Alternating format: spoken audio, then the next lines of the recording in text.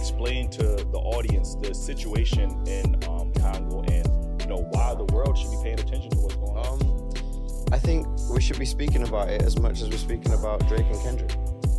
Like Chinese might come to Africa and build a road, but they're building it to take stuff out. Okay. They're not building it because they care about Africa. Right. So, I think that there needs to be a unity that isn't existing right now. And I saw Umar Johnson saying a few days ago that self-hate is not trusting each other.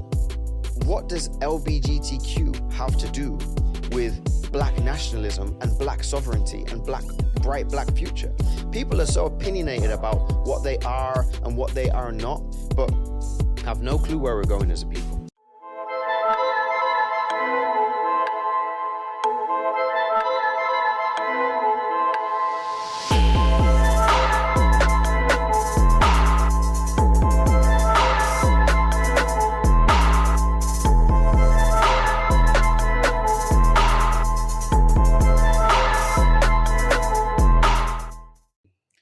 Welcome back to another episode of Dailyrapupcrew. No book of, but I go by the name of Eli. Make sure y'all follow me on Instagram, the real Y Eli. I promise you, I reply to all DMs. I ain't got that many, so just entertain me. You know what I mean? As always, we got Ace with us. Yes, indeed. You know what it is. We about to have some real talk. Hope y'all support this like y'all support the ratchet shit. You know what I mean? Ace to go 24. Okay. Last but not least, we got Jew. Oh man, what it do? It's your boy Jew, and I'm back in the stew. And we got my boy Chaka Zoo. You know what I'm saying? You know what I mean? Chaka Bars. You know what I mean? I had to go with the flow. You know what I mean? The bars. I like what you did there. Like that. Listen, just man. walked into it.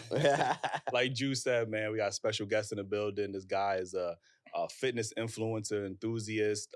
He's an activist. He created the I Heart Africa initiative. We got Chaka Bars in the building. Let the folks know, where they can follow you at and where they can find you. They can try and find me on Instagram, but right now they must censor my thing. So it's like you have to type in my whole name, and then before you try to follow me, it's gonna give you some kind of warning. So if you don't follow me, try and follow me now, just so you can see, and it says. You know what happens. Shadow banned. They got me shadow banned. Every single product that Instagram has, I can't use. So I haven't been able to go live for 7 months. Wow. And then before that, I could go live for a week, and I couldn't go live for a year. Yeah.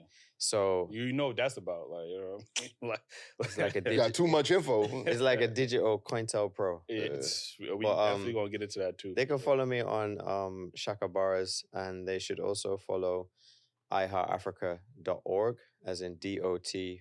ORG on IG, so they can catch up with what's going on in Congo. Speaking of that, I do want to get straight into that. But before we get into that, hit that like button, subscribe if y'all not already subscribed. Join the membership. Hop the merch, man. Dailyrapupcrew.co, man. I know you was looking at me. You was like, what is this? It was hot, so I was like, I need something like that's gonna be like. So you put on the holy moly? I don't know what you talking about right now. Listen, man, let's get to this first topic. We trying to have a mature conversation. You're right. Again, you did talk about the Congo. Can you explain to the audience the situation in Congo and why the world should be paying attention to what's going on? Because without Congo, then we wouldn't be able to have social media. We wouldn't be able to have microphones and phones and cars and planes, and all of this tech industry is fueled by the minerals that are coming from Congo right now. And I think the world should pay attention to it because it's the biggest humanitarian crisis of our time. So right now in Congo, there's 7 million people displaced, which is around the same as the population of New York displaced, living in a tent, right? So like this rising, yesterday actually, I got sent a video of people being bombed and like 14 people get killed. And it was a heartbreaking video that I saw because there was this woman that she just dead and her child was on her back and they had to pull the child off the back. And I'm looking for the child now so that I can try and give it a home because we built a village and we care for many orphan children in Congo. But the war is a war of resources. So if you watch the movie Avatar, it's like that's going on in Congo right now, where Western imperialists are sponsoring state sponsoring, because it's government funding, sponsoring the war in Congo so that the minerals can keep flowing to the West and to China. And we're all, if you have a phone, then you're complicit, you know? Mm-hmm. Everybody is complicit in this because the minerals are coming from there. And this idea that there's no conflict minerals in these devices is just a lie. Mm-hmm. Like, I've been to the mines where, like, I've been to the areas where people, I've seen bodies full of bodies. I've seen trucks full of bodies. Mm. So this genocide that's happening is happening for this tech industry. And it's not being spoke about because it's Black African people that it's happening to. Mm. If it was white folk, it was happening to, we'd be speaking about it. Mm. If it was Korean people, it was happening to, we'd be speaking about it. For sure. If it was Ukrainian people, it was happening to, we'd be speaking about it. It doesn't dominate the narrative. It's not taught in schools.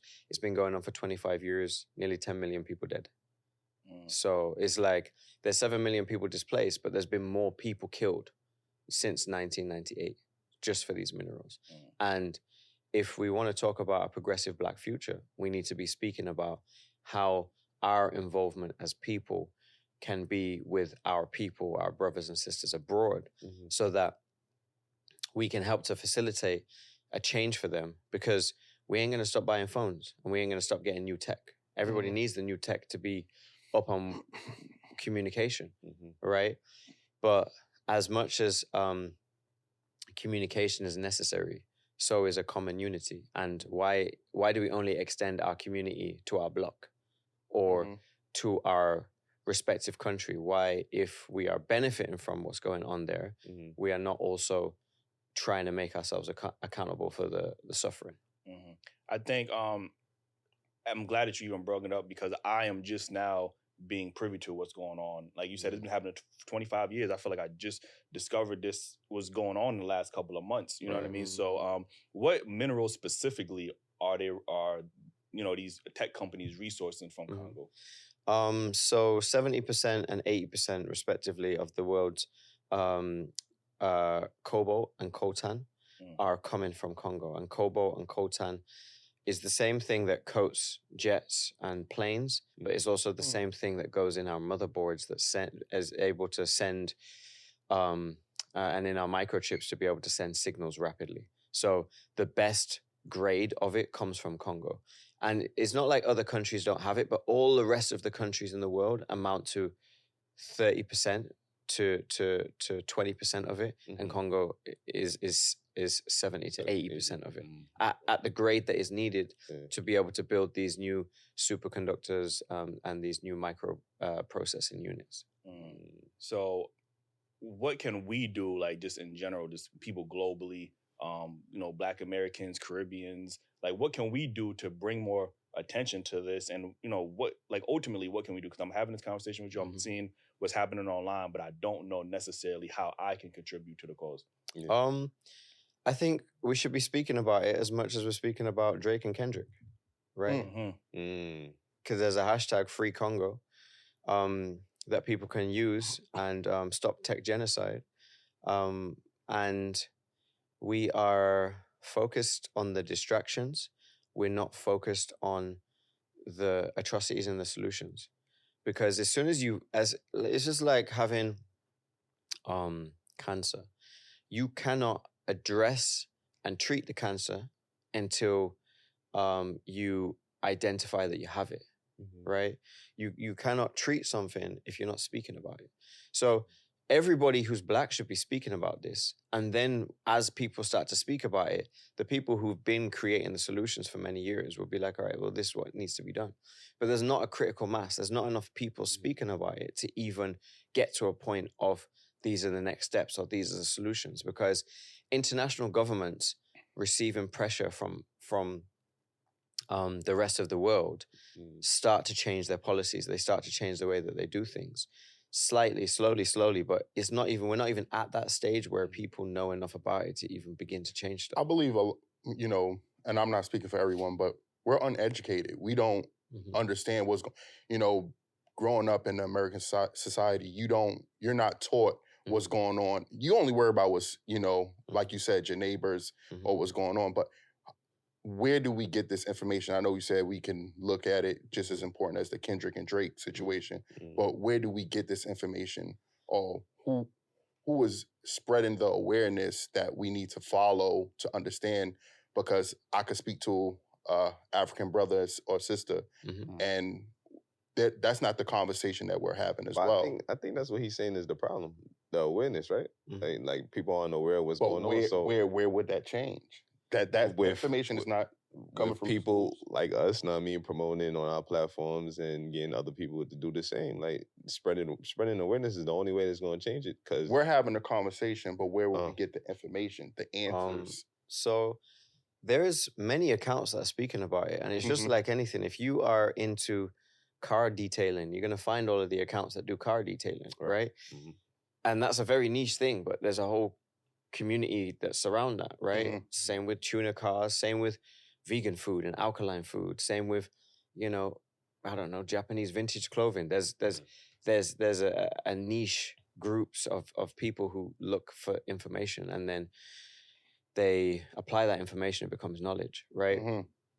There's many accounts who are posting about this. There are myself, iHeartAfrica.org, there is Focus Congo, there's Friends of Congo, there's Congo to Global, these are all Instagram accounts. There's an account called Read My Art. There are, I would say there's what did name there now? Batoto Yagoma. One of the problems is the language barrier. Most Congolese people in Congo, they don't speak English. They speak French, they speak Lingala, they speak Kikongo, they speak Kiswahili. So a lot of the rhetoric that's coming out of there is coming out in a language that people don't understand. In what English speaking people don't understand. I think the other issue with finding information out about it is it's not as exciting as the Kendrick and Drake beef, right?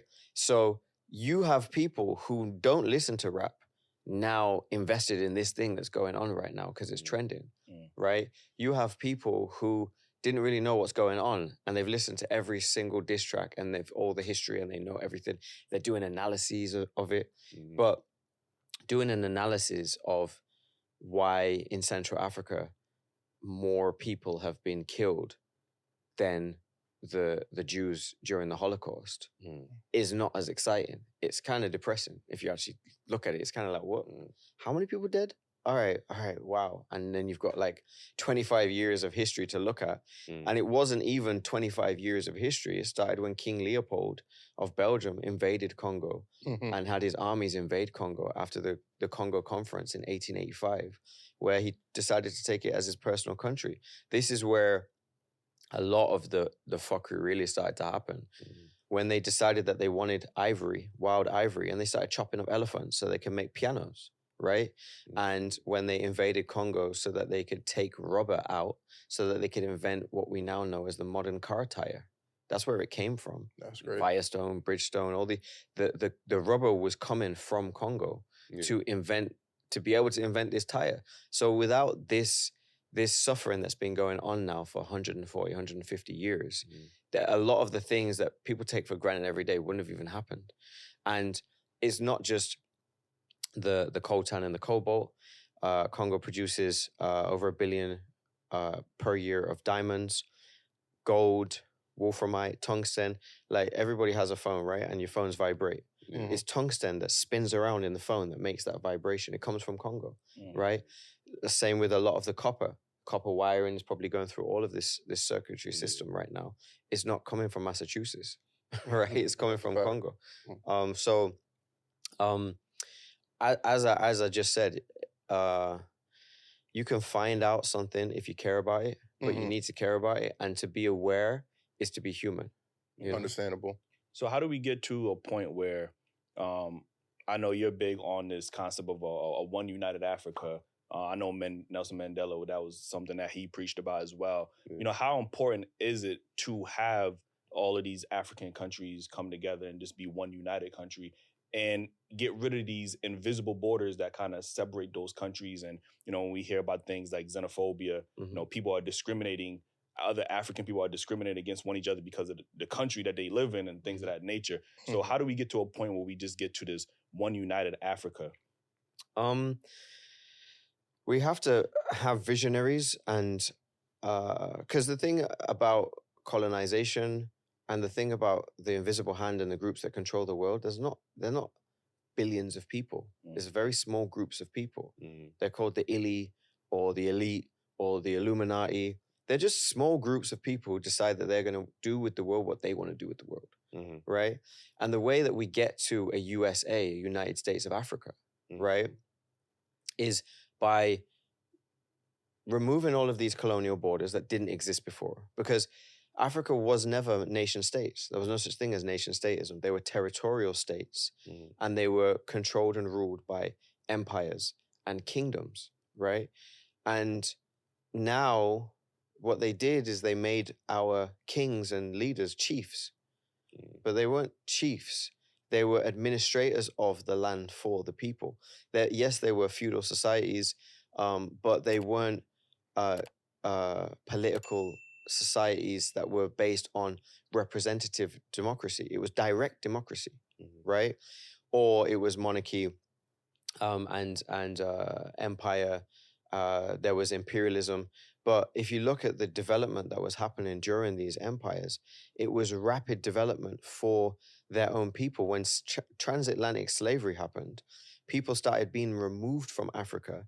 And then the labor, because there was indentured slavery, there was indentured servitude, there was indentured labor.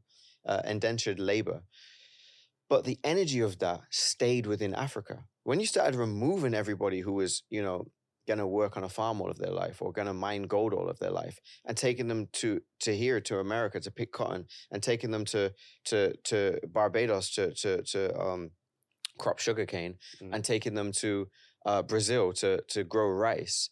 You removed this energy. You removed, as well as the brain drain. So they took all of our most smart, intelligent people. They also took just a general labor force. Like the workforce. Okay. Right. And so that removed, and it's still happening to this day, right? But it's not white people that are doing it. It is our own leadership that isn't able to sustain a growing population to the type of life or with the infrastructure that is needed. So they're running away to Europe. As soon as they get the degree, they're gone, right? Or even if they don't get the degree, they're gone. Because I was just walking down the street out here on Canal Street, and I see a bunch of first-generation African immigrants selling shades and doing whatever they can do, because in their country, whether it's Mali or whether it's Nigeria or whether it's South Sudan, imperial Western powers, Eastern powers, whether it's China, whether it's UK, France, USA, have made it so difficult to live in their countries that they're running to the mother country. Then you get here and you realize, ain't no money here. It's all debt. Like, it's fake money. It's not real money anyway. So I think we get to a United States of Africa by investing into our own countries and creating our own infrastructure for ourselves and creating our own, because a lot of people are coming out of university in Africa and they ain't no job. A lot of African Americans are moving to Africa. A lot of Afro-Caribbeans are moving to Africa thinking they're going to be able to find a job, and they ain't no jobs. And so they're moving back because they ain't no jobs. And the reason why they ain't no jobs is because the industries that are prevalent in the West, so manufacturing, goods and services, are not in Africa to the same degree, because Africa is mainly a breadbasket for the West. It's mainly labor resources. Right. Even all the natural resources that's from over there? Yeah, but they don't manufacture them there. They take them out. But Nigeria is one of the biggest providers of oil to the rest of the world. Right. Doesn't refine no oil. Doesn't refine no oil. They have to buy back the oil at a premium. Buy back the fuel at a premium. There's always fuel shortages in Nigeria.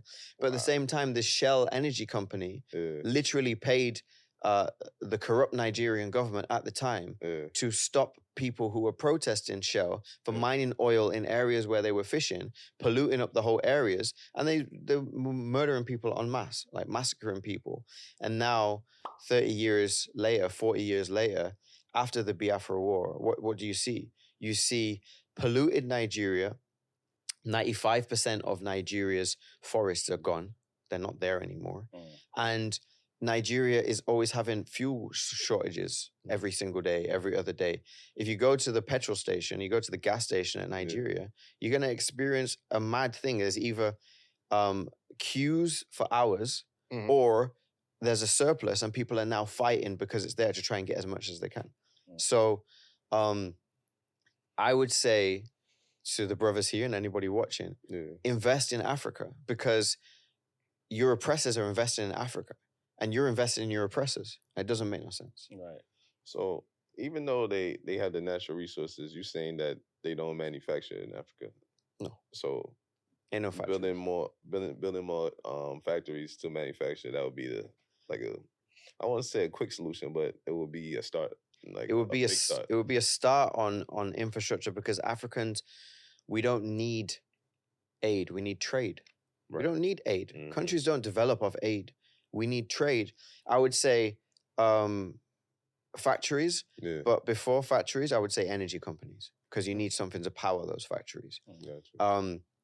As well as just the basic infrastructure like roads and water, because like Chinese might come to Africa and build a road, but they're building it to take stuff out. Okay. They're not building it because they care about Africans. Right. Like they're putting tolls on it. Right. Yeah. You see Chinese here. Yeah. They don't care about Africans. They'll sell you whatever you want to buy. But when it comes to like you being in their store, it's like hurry up and buy. Right. So how do we get to a point where, because right now I see a lot of African countries are fighting back against colonial powers, but it seems like they're pushing one colonial power to bring in another one, which is China or Russia, like, you know what I mean? So how do we get to a point where Africa can just sustain itself without the need to rely on these other power structures that are ultimately just utilizing them to just fund their own countries and things of that nature?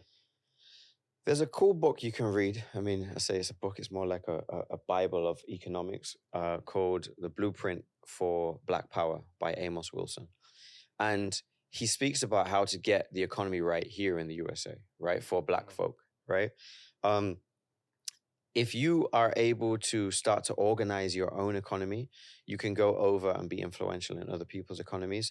So that, because if you start organizing resources in Africa, but then you don't have somewhere useful to bring it to, like, you know, your own Black neighborhood with your own systems of receiving resources. I was speaking to Jess Hilarious yesterday on the Breakfast Club. And I was speaking about the ports in Baltimore. There's so many Black folk in Baltimore, and they have a GDP of like 200 billion, right? An annual GDP of 200 billion. But how many Black folk do you know with a shipping company who's bringing in shea butter and gold from Ghana or from Nigeria to there? And how many Black folk do you know that even have their own bank to be able to have a safe landing place, to be able to do trade and to do business? It's like, we're doing trade in America. We're doing trade in the UK. We're putting it all in we're putting all of this Black money in white banks. Right. So I would say that, like, for instance, you're from Barbados. I'm from Barbados. To get a Class 2 banking license, or I think it's a Class B banking license, is $250,000, right? At the moment, I think it's going to change to a bit higher. But at the moment, a corporate tax obligation in Barbados is 2%.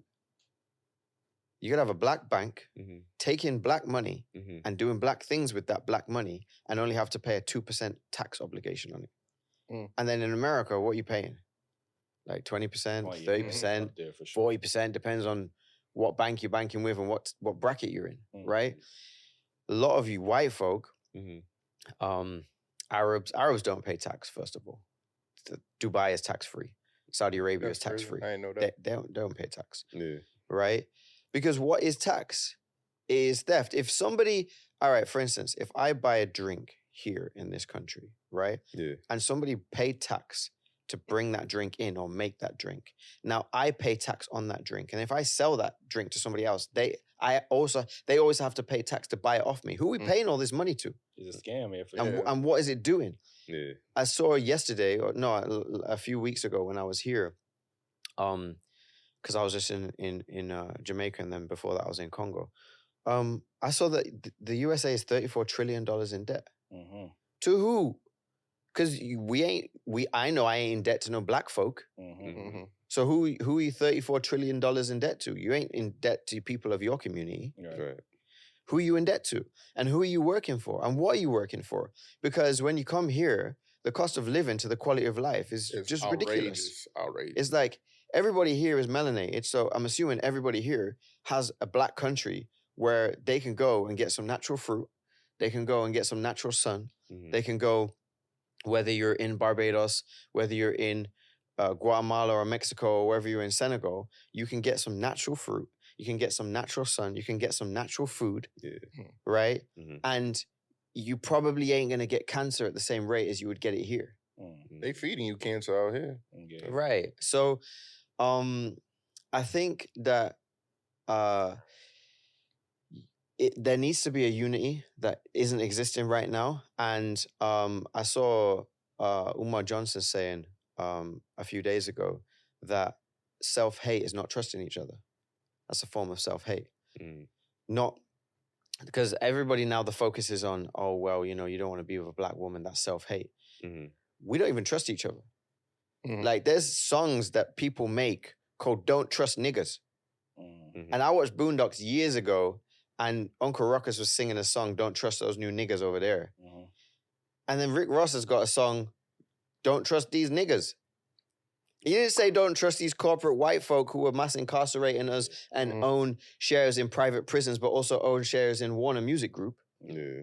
He's not saying don't trust Chinese who are buying up our whole blocks and owning them and then beating us in their stores. Mm-hmm. He didn't say don't trust Indians and Koreans who own our whole black hair and nail industry. Mhm. He said don't trust niggas. Mhm. Yeah. And then what are we doing when we see each other in the street? It's like we're this far away from shooting each other. Mm-hmm. We're this far away from attacking each other. True. We would see a black woman get beat in the street. Mhm. But if a white woman starts getting beat in the street, everybody wants to run around and be like, oh, this can't happen to whiteness. And then on the Sunday, what do? We go and praise white Jesus.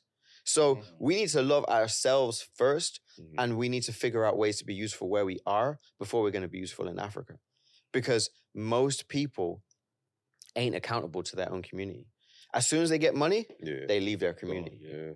I do want to get to this issue, which on the grand scale of things is a minuscule issue, but I see how it's affecting African communities globally. And that's this whole concept of this diaspora war that's going on, Mhm. right?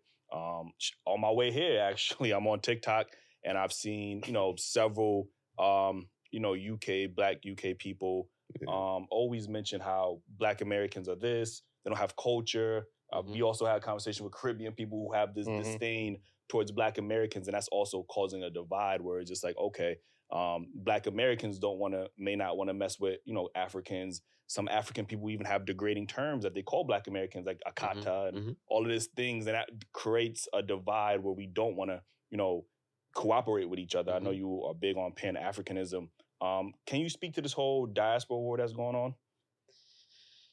It's being created and perpetuated by the slave masters and the powers that be, because the diaspora war, whether it's African Americans or Black Americans pissed that Caribbeans are coming to North America and getting a different experience to Black Americans, and they're like, well, we built this with our blood, sweat, and tears, and you guys are just coming over there on the boat and coming and getting positions of power that we didn't even have access to, but we paved the way for that.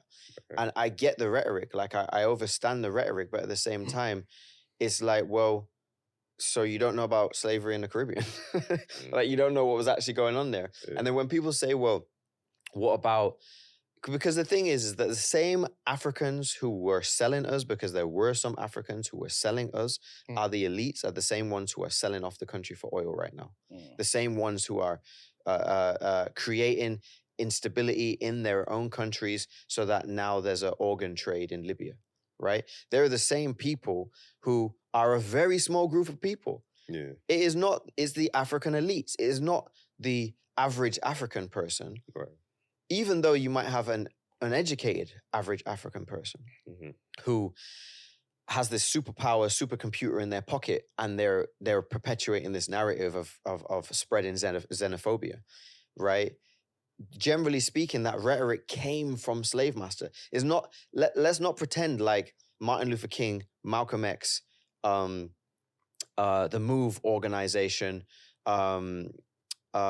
Mumia's still in jail. Black Panthers are still in jail to this day, and we're celebrating the Black Panther movie like it's some kind of massive success. At the same time as the Black Panther movie is celebrating the CIA, right? And the CIA and the FBI are responsible for killing our leaders, right? For sure. And the goes into the COINTELPRO. The failed light skin. A lot of people. His name is on the FBI building. J. Edgar Hoover. A lot of people don't realize that he actually is a light skin. He's not a white guy, right? That might be news to everybody. Go and Google that. Go and look it up. And he's a light skin black. He's a black man. Yeah. And that's probably why he had such a disdain for black people and created this whole, because he was trying to get white validation. Let's not pretend like Marcus Garvey wasn't trying to unite with pan-Africanism, which was then the birth of Rastafari. Let's not pretend like Marcus Garvey wasn't trying to unite the whole of East,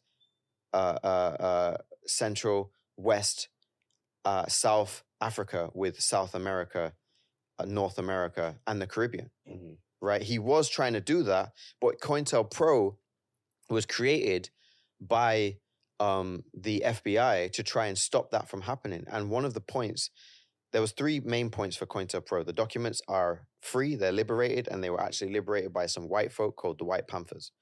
There were Black Panthers, there were Red Panthers, there were White Panthers. And they went and they liberated these documents. And in these documents, it said that the main objective of COINTELPRO was to stop the rise of a black messiah. So they killed all of our black leaders that were useful. To stop the rise of a black nation, because there's enough black folk in North America to start their own nation if they wanted to. Like the Mormons be doing it, the Jewish people be doing it. Black people are like, no, we can't do that, right? But I think Umar has said when we had him on the episode that we tried to start like our own communities at one point and they like destroyed them. We did. We did. So it's not like we didn't want to, it's just that they not letting us. Yes and no, because since that happened, there's been no significant move to do it again. It's like Bob Marley said, Babylon doesn't take a day off, so why should we? Right? So why do you think that is though? Is that like fair, or you think they just don't want to? Because we lost our spirituality. And now we're just focused on religion. You can't believe in God and fear death because God has got you, right? Right? You know, we're sitting there saying that it's like Peter Tosh said, everybody wants to go to heaven, but nobody wants to die. Right? We're sitting there and we're saying that we believe in God. We're God-fearing people, right? So if God has got our back, then why are we scared of what white folk are going to do? Why do you think they work so hard to try to keep us separated? Like, it's a business. Just like I was saying about COINTELPRO, it was, as well as the 2 points that I made before, one of the main points was to stop African Americans speaking to Black Africans, especially in South Africa, because of how much gold was being taken out of South Africa by white people. It's a business. They're not just doing it because they hate us. They're doing it because they make money from it. But the shit is working. Still to this day, we can have these conversations time and time again. I don't, and I'm not speaking for every Black person, but I don't think we ignore what's going on. We just not as informed. But, sometimes we have these conversations with different groups of people, it could be Jamaican, Asian, or African. I worked in the daycare a part of my life, and I remember hearing a woman tell her daughter, I told you about playing with these little Black girls. You know what I'm saying? But this is coming from, we share the same color, we share the same bond, some of the same traumas, and we always get the look or the image that we're the problem as Black African Americans. We're lazy. We don't have culture. Like that's the rhetoric. And this is why I brought it up. This is the rhetoric that's constantly being perpetuated. Definitely. And I think Black Americans are saying, like, we have enough to deal with. And not only do we have to deal with the white power structure, because we're one of the outside of, like, UK, Black Americans are only one of the only few, groups of African people who live in a country that's primarily dominated by, non-Black people. Like, you know what I'm saying? So not only do we have to deal with them, now we have to deal with people that look like us also having this negative connotation towards us. We even had an African woman who parents admitted that, yo, I don't want you dealing with Black Americans. I don't want you dating them. I don't want you anywhere near them. She was like, yo, my parents literally told me that. The Caribbean woman, the same thing. Like, so it almost is like they're coming over here, you know what I mean? And they're having this hatred or disdain for us. And to, Black Americans, it is looking a certain type of way where it's like, okay, why should we care when they don't even care about us? So, you know what I mean? So I'm glad that we are having these conversations, because it's kind of like, It's also a myth. There's no Nigerians running around killing Crips. There's no people from Baltimore running around having a war with a Somali gang. It's online. The reality is that we're all catching hell from the same groups of people, and it's not each other. Yes, you might have gangbanging happening in Chicago between Black Americans and Black Americans, but this diaspora wars is not an actual war. Because if it was an actual war, you'd know about it, right? Yes, somebody might get into a fight and they happen to be a Nigerian person and a Black American and somebody dies. But there's not an army. There's not a standing army of Nigerians coming over. African people are coming over here for opportunities. If we're speaking about the opinions of the elites, fuck the elites. Whether it's elite Africans, elite whites, whatever, fuck the elites. They're not the majority of people. When we're speaking about the average African thinks that the average African American thinks they're African booty scratcher and they were swinging from trees, and the average Black American, and the average foolish African, both are foolish, but the average foolish African thinks of the African American that they're superior, and these African Americans were descendants of slaves, etc., etc.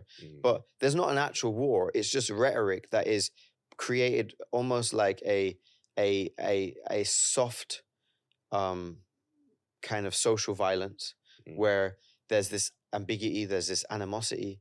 But then as soon as you're like, hey, come to my house and eat food, or hey, bro, I love you, it goes away immediately. It's not like Black Americans are setting up barriers against against African people building here. And it's not like African people building here are setting up barriers against African Americans. So I think, as I said before, the people who are pushing this narrative of, these African immigrants are coming over and stealing our jobs, these Caribbean, they are leaders of small groups, and these leaders always benefit. That's why they're perpetuating this narrative. If you're a leader of an anti-African group and you're a Black American, you're benefiting from it. Just like how the pastor in the church is trying to tell you that you need to pay me money so you can get salvation in heaven. It's just a lie, right? And so I know, because I know and I live in Africa, so I know a lot of Africans. And that idea doesn't exist in Africa. Anytime you speak to Africans about African American, that's our brother, they're trying to wear the clothes, they're listening to the music. That doesn't even exist. Go to Ghana at Christmas. Go to Ghana at Christmas and you're going to see 1 million African Americans living their life and not being discriminated against by African people, right? So it's one of those things that only exists in our mind, but then we allow it to grow into this dark cloud and shape this rhetoric and shape this narrative. Fools with phones who are perpetuating this rather than perpetuating, hey, let's do business together, are just fools with phones. Got you. And, to kind of piggyback off of this diaspora war, which, like you said, is not a war. We also, in America, have a gender war that's going on, right? So, since you primarily spend a lot of your time in Africa and in the Caribbeans, how has the dating in relationship culture in America influenced dating and relationships in Africa or in the Caribbeans? It's only really the same elite and the same people who have phones and TVs that it influences. The people who are interested in reality TV and wahala and nonsense. It influences them because we have to understand that capitalism is a disease. It's a sickness. Mhm. If you, I give an example that is made often. If you see a monkey and the monkey is on a ship and the ship is on the coast, but it's not actually docked yet, and the ship is full of food, and the monkey's going to sit there with all of this food and let it rot and go to waste while all of his other monkeys on the coast can't get no food, that's capitalism. Very small groups of people hoarding everything and watching it rot underneath them, because money is just energy. It's just a flow of energy, and it should continue to flow. You can't take it with you. You weren't born with it, or some people were born with it, but you can't take it with you when you go. Right. So why are you going to watch people starve to death to protect capitalism? That doesn't make any sense. Are we humans or are we capitalists? We have to make a decision, because capital makes sense as far as moving wealth around to be able to support your people. But if you're stealing wealth from your people, and if you're hoarding wealth from your people, it doesn't make any sense. And so this idea, this capitalist idea that's now finding its way into Africa, because capitalism was enforced in Africa, but there was many different financial systems in Africa. There was communalism first, right? There was communism. All this Marxism and socialism came from Africa in ancient systems that were in various different empires, varied different kingdoms and schools of thought, right? If you now, as an African, where if you look at what capital cities are, they're ways of moving capital out of Africa into the rest of the white world. That's what a capital city is. There was no such thing as a capital city before. There was the head of the kingdom, right? There was the center of the empire. And those centers were based on trade routes that were established for that empire. They weren't established for white capitalism. So you can't love Africa and love capitalism, right? Because one was destroyed on the foundation of the other, right? Capitalism was founded and as Africa was destroyed. Before that, capitalism didn't exist. Capitalism was founded as these conquests were made across the Americas and the indigenous population were destroyed. So this idea of now dating up and dating, because there's always been an idea, especially for women, of dating, or not dating, but marrying in a way that you'll be able to take care of your kids and your family, right? But now where it's like... hypergamy concept. Right, exactly. But now where people are like, yeah, but I need 2 cars and I need a big house and I need this, that, and I need some Louis Vuitton and I need these things. This capitalism sickness is now finding its way into capital cities in Africa. But when you go to rural areas and rural communities, it does not exist. The same systems, because you have capital cities, but then you have municipalities that are run by chiefs. So the majority of Africa outside of the capital is run by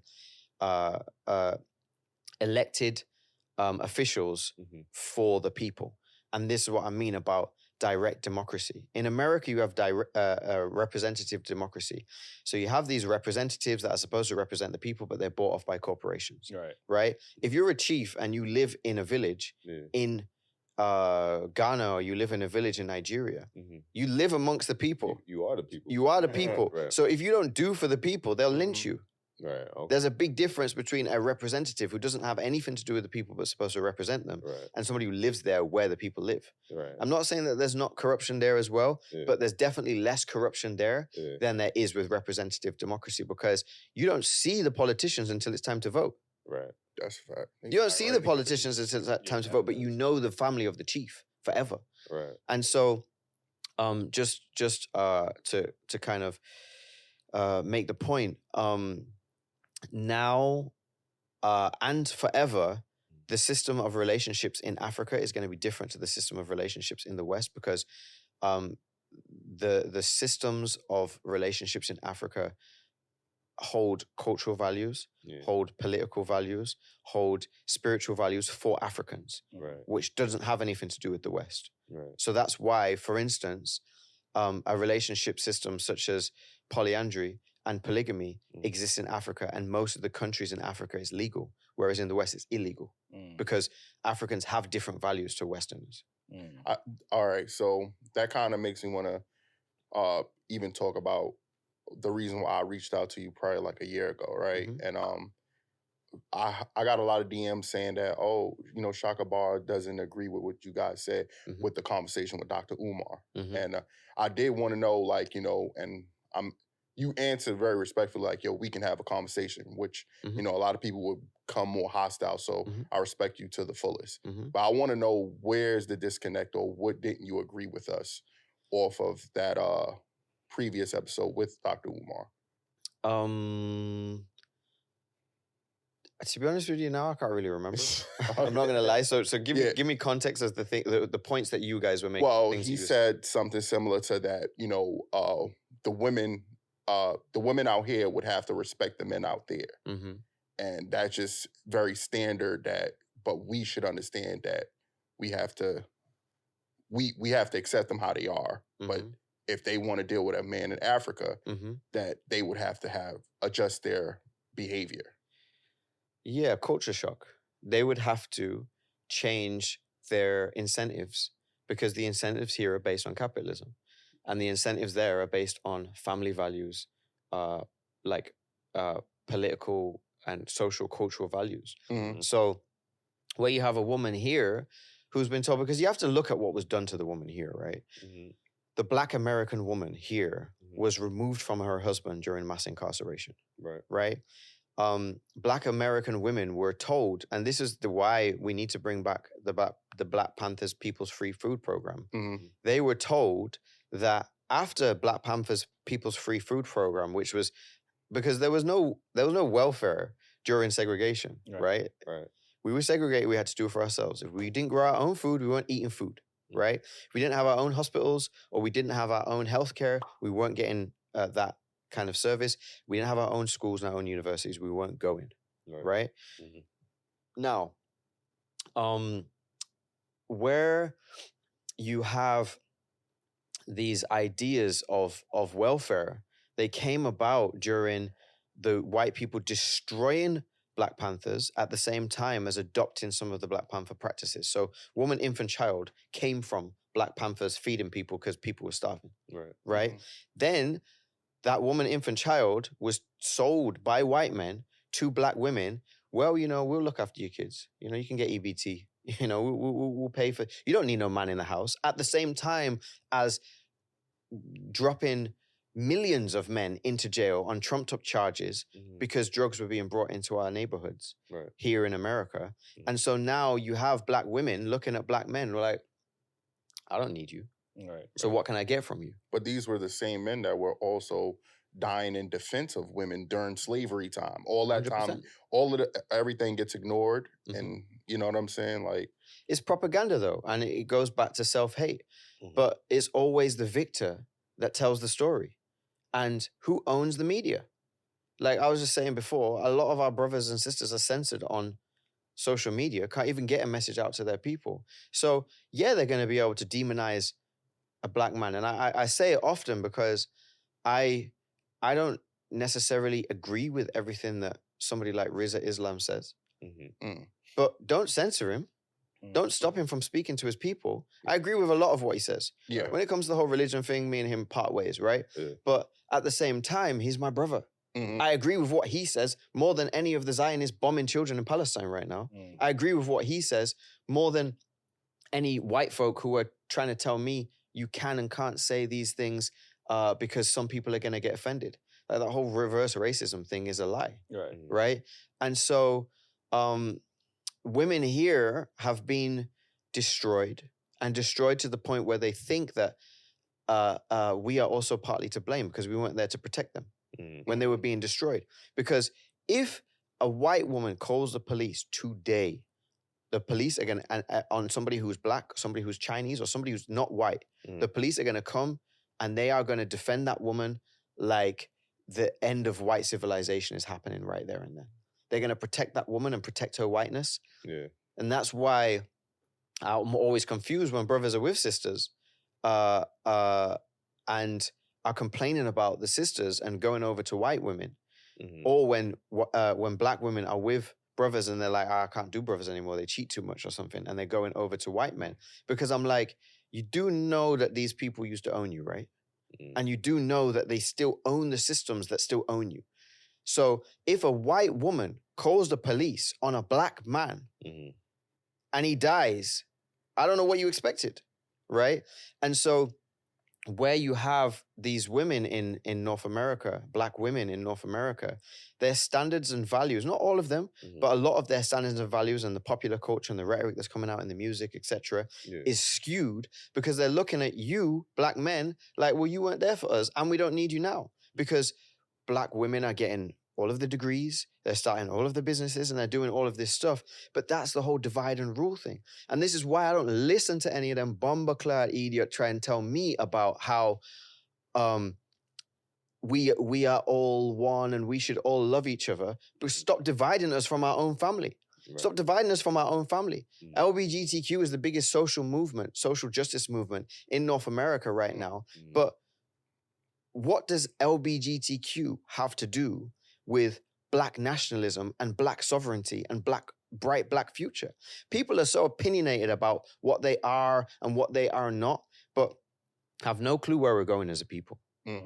So they have their phones out, they're ready, they're outraged, and they're triggered. That's the word now. They're triggered, right? While we're still getting shot by police. That's the trigger. So why is it literally? So why is it that we give so much space and we give so much time for values and people that don't necessarily align with where we need to go and where we need to be? And back to the point about the relationships and relationship systems in Africa. If you are black and you marry with somebody who is black and you are moving black people forward, that's the black future that we need, because revolution is black family. If you're somebody who's trying to deviate from that, then you're not a revolutionary. You might think that you're a revolutionary because you've got a phone and you've got a Twitter, but you're not actually a revolutionary because it's black family. And black American women going to Africa would have to uphold the values and the standards of African men. The same as black American men going to Africa to be with African women would have to uphold the values and standards of her father and her uncles and her brothers, etc., that align with the dominant philosophy in whichever country or whatever culture that is being married into. I think where the disconnect happens is we also are trying to build families here in America. So if they can immediately flip that switch and give them the respect when they get there, that means they can do it. Right. So and they why should. are they not showing that ability here when we're trying to do the same thing that they would go there and try to do? Doesn't you see what I'm saying? I think sometimes, to go back to the capitalistic, the mindset, in America, there's studies on it, but the people that, generate the most, that spend the most money are single people. So when you keep people single, they spend money. And that's why we get to these relationship or gender wars, is that we keep people single. And when people are single and not creating families, they tend to spend more, they tend to become more materialistic, which you see with the women, the men. Consumerism. Black Americans, we spend like $2 trillion a year, Black Americans alone. Like, you know what I'm saying? None of it, like you said, is on Black owned businesses. A lot of it is on white owned businesses, Chinese owned businesses, etc. So just to get back to this whole, we got to get back to this nuclear family. We got to get rid of this gender divide that's going on. And I do want to dive real quick into interracial relationships. Like, what exactly is your thoughts? And what is your dating history? Because if you let the internet tell it, they will say that you very much date white women. You know what I mean? And you don't date Black women or whatever the case. So you don't publicly display that you date Black women. So what's your thoughts on interracial relationships? I've never in my life dated a white woman. Okay. So I've slept with white women when I was younger, because back in the day, they was the hoes that had the money. So we used to steal from them. We used to go up to their areas. No, the Jewish ones. We used to go up to their areas. They wanted black dick and we wanted white money. So that was what was happening when we were young. At the same time, we didn't know no better. So we were just doing what we thought was the thing, because white women, or these Jewish women, these Caucasians, girls, because we were boys at the time, right? We were 15, 16, 17. Right. They would buy us food. They would buy us a whole outfit. They would buy us stuff. If we were dating our own women at the time, we had to buy them stuff and we didn't have no money. Like we were selling drugs to try and get some money so that we could floss, so that we could look good. We wanted to sound like, not sound like, we wanted to look like what Jay-Z made that life sound like, right? But is that a product of self-hate? Because if the Black women that are listening now, they will internalize that and say that's self-hate. Yeah, it was self-hate. It was self-hate. Of course it was self-hate. But when you have an oppressor that flaunts this wealth in your face that was built off the back of your people, you want some of that wealth. So you're going to do whatever you can to try and get it unless you're shown examples of success. That's why I say to all people who are watching this, take your children to Africa and show them examples of success. Show them African millionaires. Show them African kings with not that I necessarily agree with feudalism or whether I necessarily agree with people amassing lots of wealth, but that's the incentives here. So if you can take a kid over to Mali, over to Senegal, over to Ghana, and show them a king that has literally hundreds of millions of dollars in actual solid gold and, you know, a caravan of 100 people carrying him on a gold stool, that might give them a kind of whoa. And then when I get here and I can't even flag down a yellow cab, right? It might give them that juxtaposition of, oh, well, you know, they're doing something over there, because as soon as you show them examples of Black success, now they start to see that self-love. But no, I've never dated any white women. Back in the day, I dated some light-skinned women.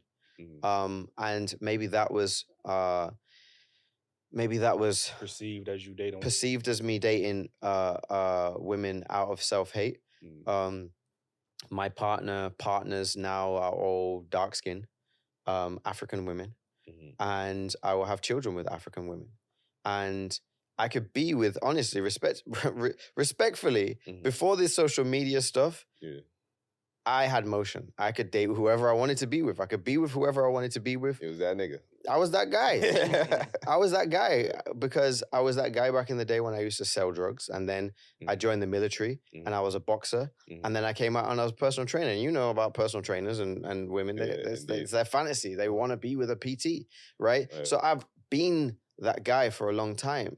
But where I realized about 10 years ago that if we Black men spend more time trusting and loving each other, not in a sexual way, but in a brotherly love way, and doing business together than we did trying to get pussy, then some shit would be solved. We say that all the time. Some shit would be solved very quickly because we spend so much time talking about who we're hitting, who we're going to hit, and trying to get things so that we can try and finesse women out of their bodies without having to marry them, right?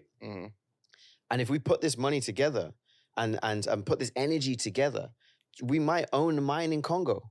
You know, we might own a tech company in Ghana, because every other group of people in the world have their differences. They go to war with each other. They kill each other.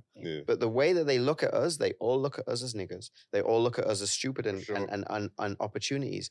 And so my interracial relationship, so like my granddad is white, right?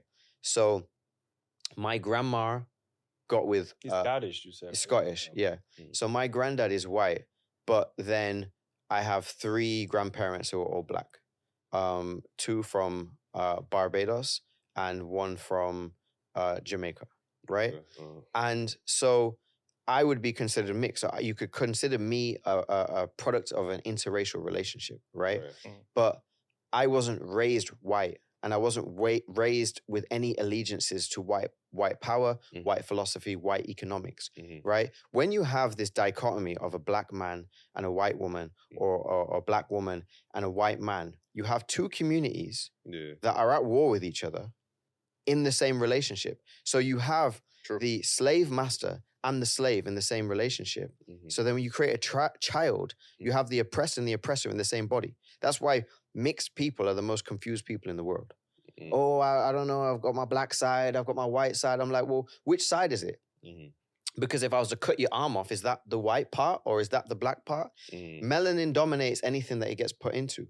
So even mixed people or biracial people, they're still melanated people, right? They can still dance, they can still But run. you're forced to choose a side. But you're forced to choose a side by society because of your political allegiances, which is based on what your parents' values and views are. That's why I look at black men who have got money and should be with a black sister and should be putting that money into a black community. I look at these men and I see them with white women and I'm like, so when you're dead, you know that the white woman's just going to move all that money into her community, right? The rich ones, the wealthy ones. But regardless, why if there is this dichotomy? I remember years ago I watched this interview with Muhammad Ali and he was breaking down how when the blue birds go to the watering hole and the white birds go to the watering hole and the pink birds go to the watering hole and the yellow birds go to the watering hole, they all mix. And then at the end of the day, when the sun starts to go down, they all go back to their own communities, right? And what we do is we were so happy to get by white people, we've mixed and we stayed there. And how has it left us?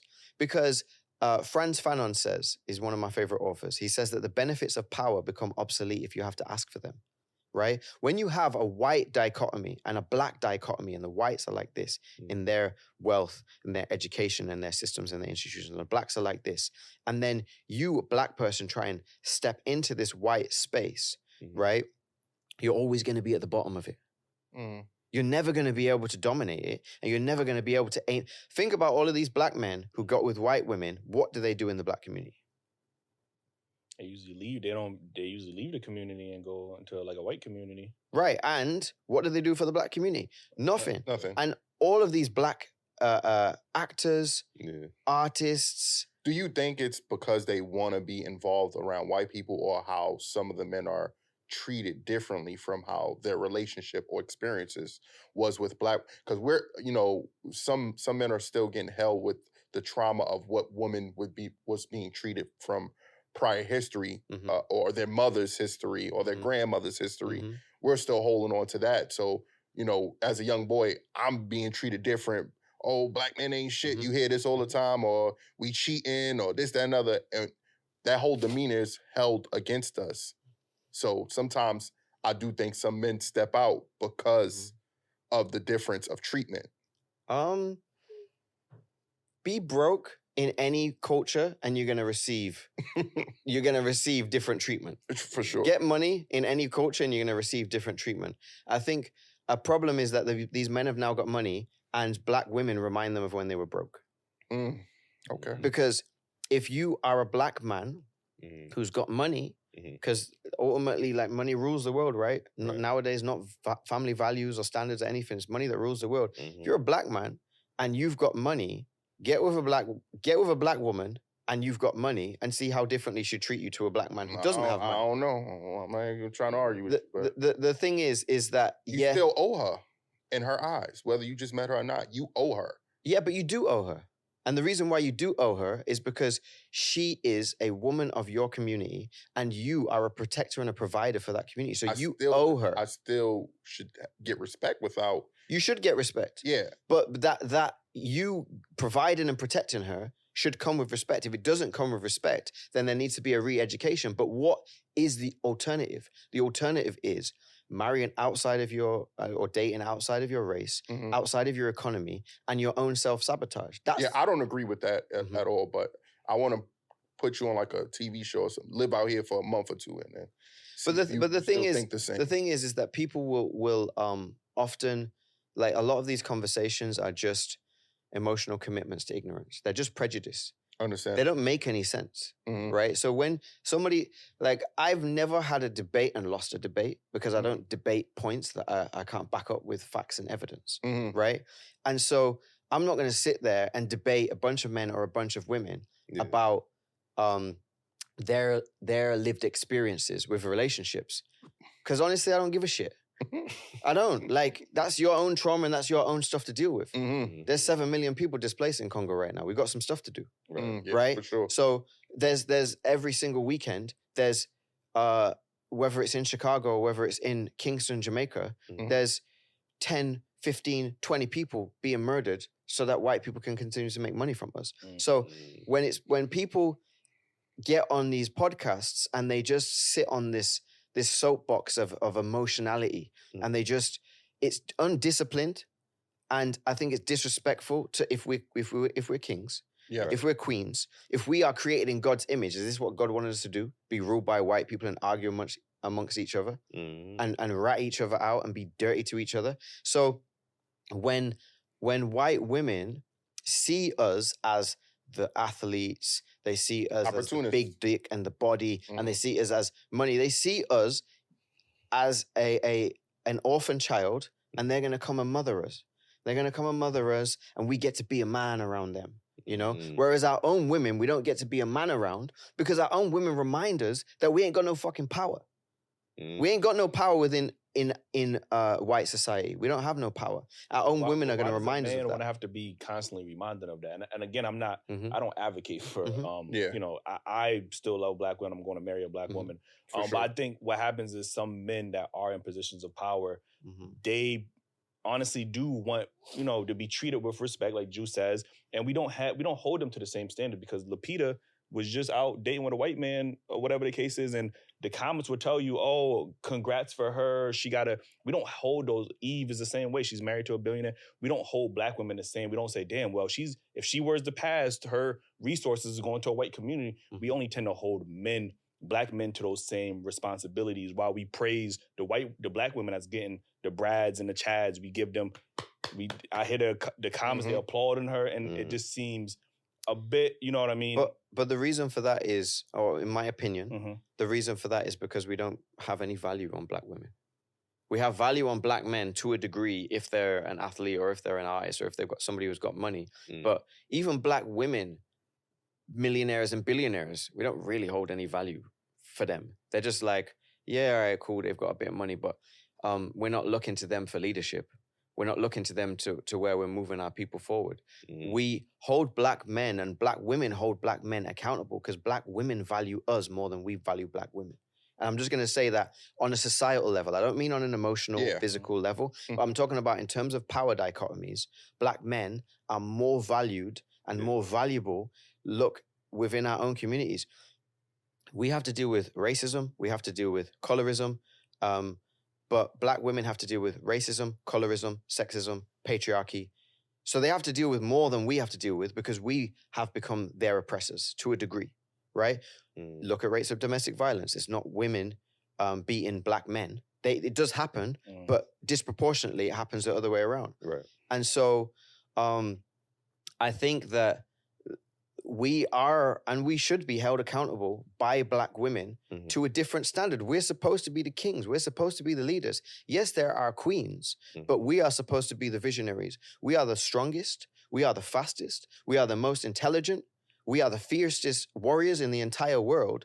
And we're out here acting like we are supposed to have a safe place to land every time it comes to these discussions. No, you need to go out there, do your own inner work, your own healing, your own inner, and be the fierce warrior, be the leader that God put you on earth to be.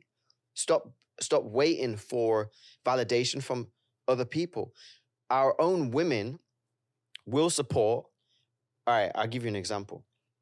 There might be a few who'll be like, oh, you know, he's a hotep, he's a this, he's a that.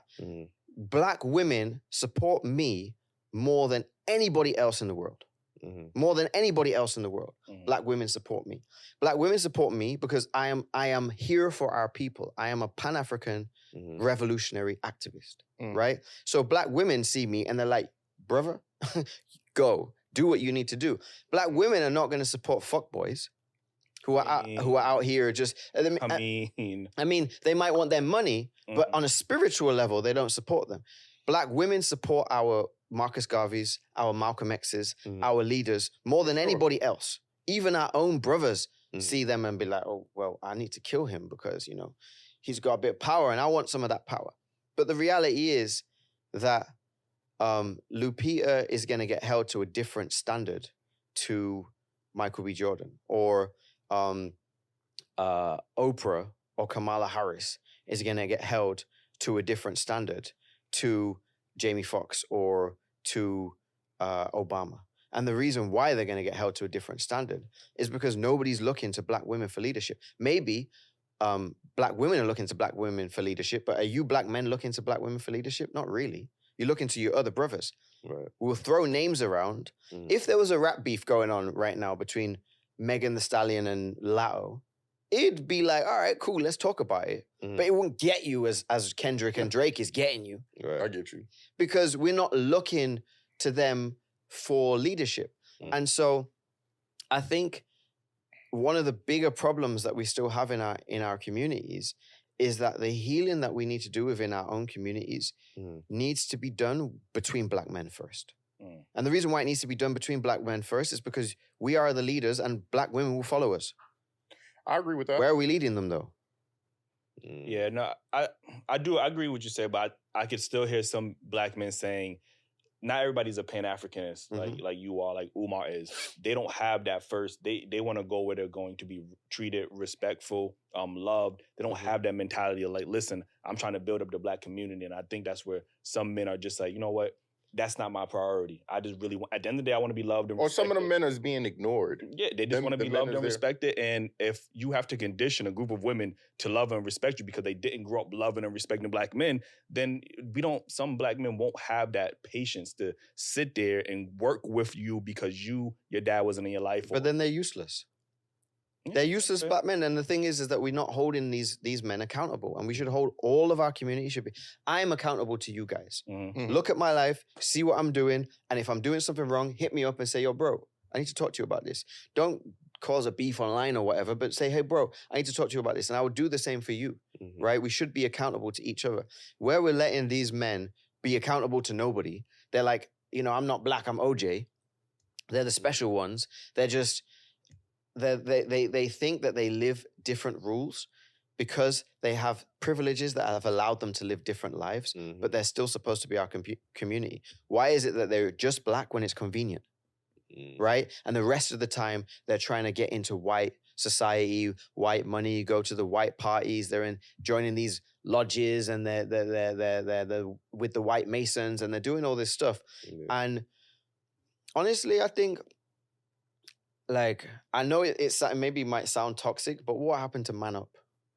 Like man up, be a man. What happened to that? Now it's like, well, everybody's got an opinion and everybody's opinion is valid. Everybody's opinion is not valid. Some people need to shut the fuck up. I think the men are manning up. I just think your definition of what man up is and what his definition of man up is just two different man up. Yeah, but his man up is abandon your community and abandon your women to try and find a safe space to land so that you can be respected. We can compare it to, like, I think we're talking about men that's on a higher successful status than the average man that's walking up and down this block. And we're getting held to the same standard as an NBA player and the biggest rapper in the world when I'm just Joe.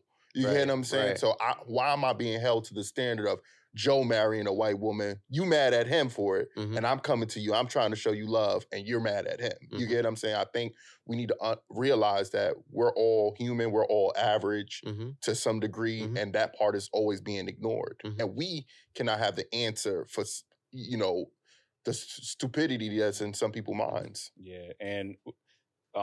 we do got to get up out of here because I know you wanted to say something and Art looking at me like, yo, y'all got to get up out of here. But we do appreciate you for being on the show again. That's a fact.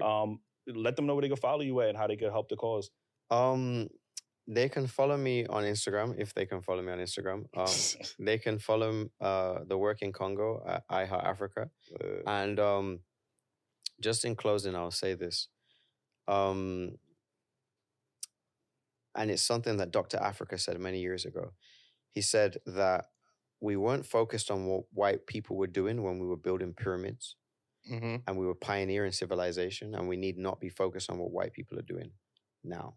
We need to be focused on what we are doing. And if you are not every single day trying to push for your community, you don't have to be a pan-Africanist. You can be a Black nationalist. That's what Malcolm was talking about. Yeah. If you are not pushing for your community, the upliftment of your own community, the education of your own children, the financial benefit of your own community, either you're a coward or you're stupid. Because ultimately, it's only we that is going to suffer. And when it comes to whether it's relationships, whether it's religion, whether it is education, whether it is business, everything needs to be done as if we are in a war that we are losing. Because if you a defector and you go to the other side, back in the day, you used to be shot for doing that. Now people are praised. Oh, he moved out the hood. You know, he's got that white money. He's got that white woman. We are literally celebrating our own self-sabotage at the same time as trying to make fun of people and trying to attack people who are for our own progress. Doesn't make any sense. So it goes back to this self-hate, self-love thing. And as soon as we love ourselves and start to work greater together, then everything else will fall by the way. Everything else will fall by the wayside, because it doesn't matter whether you're from Barbados, whether you're African American, whether you are from Brazil. If you have melanin in you, how you got there is usually just which boat you got dropped off on. Right. So now that we're all there, I would say we should try and get back on the same boat and start swimming in the same direction. Yeah. I appreciate you for pulling up. Again, y'all enjoy the conversation, hit the like button, subscribe, comment if y'all disagree, agree. I don't know. Let us know. Cop the merch. Truly respect you. Appreciate and you, man. join the membership. We out. Follow the second channel, man. I forgot. What's the second channel? Daily Rapper Crew clips. This guy. Let's wrap it up.